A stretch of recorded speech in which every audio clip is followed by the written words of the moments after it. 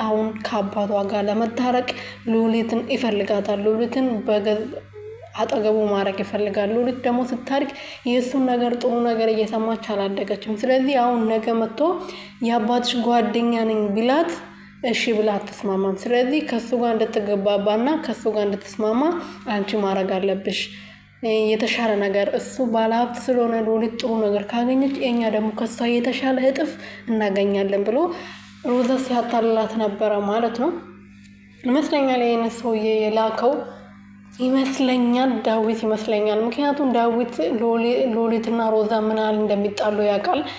ሮዛ ምን ያህል ሉሊትን ለመጉዳት ወይም ደግሞ ሉሊትን ለመጠቀም ምን ያህል እንደምትፈልግ ስለሚያውቅ ሉሊትን ለመጠበቅ ይመስለኛል ይሄን ነገር ያደረገው። እሱን አብረን ምናየው ይሆናል። ግን ያው ዞሮ ዞሮ ሉሊት የምትጎዳበት ነገር ነው ዳዊት ከጀርባው ከሌለበት ማለት ነው። በዛሬ ደግሞ ፓንቴሪዮንም አግኝቶት ነበረ። ፓንቴሪዮ ሲከታተላቸው ነበረ ሮዛንና ያ ሰውዬ ማለት ነው። እና በዛ ሰዓት ሮዛን ከሰውዬ ከተለየች በኋላ አግኝቷት ነበረ። ይሄ ደግሞ አዲሱ ፍቅረኛሽ ነው ወይ? ከኔ ምን አጥተሽ ነው? ከኔ ምን ጎሎሽ ነው? ከባልሽስ ምን አጥተሽ ነው ሌላ ሶስተኛ ወገን የፈለግሽው ወይም ደግሞ ሶስተኛ ባል የፈለግሽው ብሎ ሲያስጨንቃት ነበረ። ይሄን ነገር እኔ መቼም አልነግርህም፣ ግን እሱ ባል አይደለም ምንም አይደለም፣ ምን እንደሆነ ግን አሁን ልነግርህ አልችልም ብላ ለባንቴሪዮ እየተናገረች ነበረ ማለት ነው። ባንቴሪዮንም ሰውየው እየተከታተለው ነበርና ተከታትሎት ለሉሊት የነገረውን ነገር ሉሊትን እንደሚፈልጋትና ሉሊትን ለመጉዳት ከናንተ እጅ ሊያስወጣት እንደሚፈልግ እሷ የእናንተ ጠላት እንደሆነች የኔም ጠላት እንደሆነች ብሎ ነበር ሲነግረው የነበረው ማለት ነው። በዚህ ነገር ደግሞ ባንቴሪዮ በጣም ደስተኛ ነው። ምክንያቱም ሉሊትን ሁሉም ሰው መጉዳት ይፈልጋል ከዳዊት ውጪ ማለት ነው። በተለይ ደግሞ ሮዛና ፓንቴሪዮ ከዚህ በፊት ብዙ ጊዜ ሊደፍራት ሞክሮ ነበረ ማለት ነው። እና ሮዛና ፓንቴሪዮ እሷ መጉዳት ስለሚፈልግ ወይ ሰውዬ ደግሞ እንደዚህ ማለቱ ለነሱ በጣም ጥሩ ነገር ነው። እና እንግዲህ ሉሊትና ዳዊትዬ ዛሬ በጣም በፍቅር ሲያወሩ ነበረ። እና አባቱን እንዳሳከመላት ታውቃለች።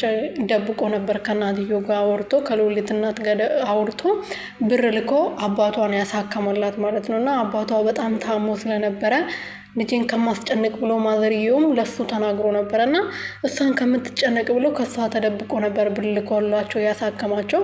እና ዛሬ ስልክ ደውሎ ነበረ የሉሊት እናት ማለት ነው። እና ዳዊት መስሏቸው ስላረከኝ ነገር አመሰግናለሁ ምናምን ብሎ ሲያወሩ እየሰማች ነበር። እና ለምን እንደዚህ ያደረግሽ? እኔ እኮ እናንተን ለማቆም አባቴን ለማሳከም ነው እዚህ ቤት እየሰራሁ ያለሁት እና ዳዊትን ለምን አስጨነቅሹ ብላ እናቷ ስትቆጣት ነበረ። ግን ልጄ አንቺ በሁሉም ነገር እንድትጨነቂ ስለማልፈልግ ነው እና ከባድ ነገር ስለነበረ ነው አሳልፌ ለዳዊት የተናገርኩት ብላ ነበረ እናትየውም ለሉሊት እየተናገረች የነበረው ማለት ነው። በዚህ የተነሳ ደግሞ ሉሊት ዳዊትን በጣም እያመሰገነችው ነበረ። እኔ አይደለሁም አንቺ አይደለሽም እኔ ማመስገን ያለብሽ፣ እኔ ነኝ አንቺ ማመስገን ያለብኝ። ህይወቴን አትርፈሽልኛል።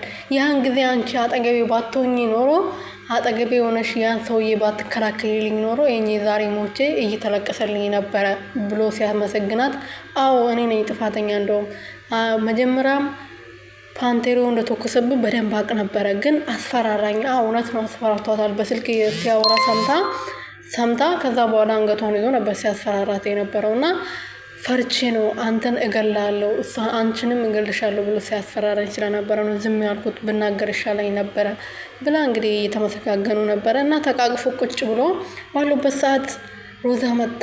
እንግዲህ ምን እንዳለች በደንብ ሰምታችኋል። ድራማውን ካያችሁት ማለት ነው። አሁን እሷን እንደ ላም ነው እንደ ማንከባከብ አለብኝ፣ እሷ የገንዘብ ምንጭ ናት ብላ ነበር ስታወራ የነበረው ማለት ነው።